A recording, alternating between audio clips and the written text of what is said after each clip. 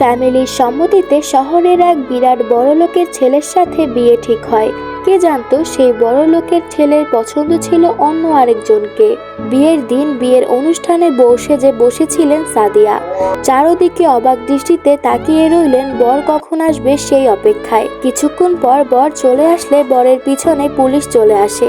Police বিয়ের অনুষ্ঠানে এসে বরকে তুলে নিয়ে যায় বর মাদক মামলায় অভিযুক্ত থাকার কারণে। এই কথা শুনে বিয়ের অনুষ্ঠানে উপস্থিত মানুষের মধ্যে আতঙ্ক সৃষ্টি হয়।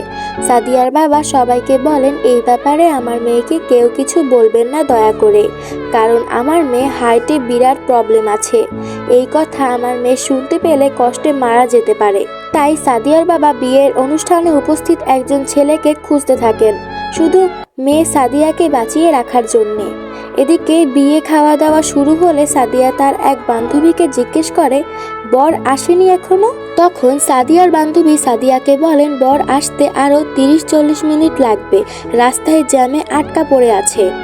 সাদিয়া তখন বান্ধবীকে বলল, মামুন কি আমার বিয়েতে আসছে নাকি? আর এই মামুন হলো সাদিয়ার বয়ফ্রেন্ড।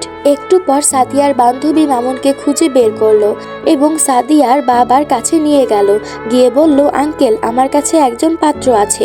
ছেলেটি খুব ভালো এবং একজন সরকারি চাকরিজীবী।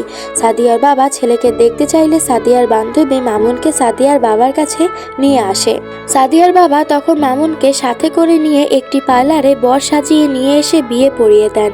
সাদিয়া মামুনকে দেখে অবাক হলে বাবাকে জিজ্ঞেস করে, বাবা, তুমি না আমাকে অন্য একজনের সাথে বিয়ে করেছিলে? মারে, তোমার নসিবে যে থাকবে সে যতই দূরে থাকুক না কেন সে তোমার হবেই, এটা কেউ কইরা নিতে পারবে না। এই কথা শুনে সাদিয়া কেঁদে উঠলে বাবা বললেন, আমি জানতাম এই ছেলেকে তুমি পছন্দ করতে, তাই তোমার মানুষ আল্লাহ পাক তোমার কাছেই ফিরিয়ে দিয়েছেন। আর একেই হয়তো বলে, যদি থাকে নসিবে আপনা আপনি আসিবে।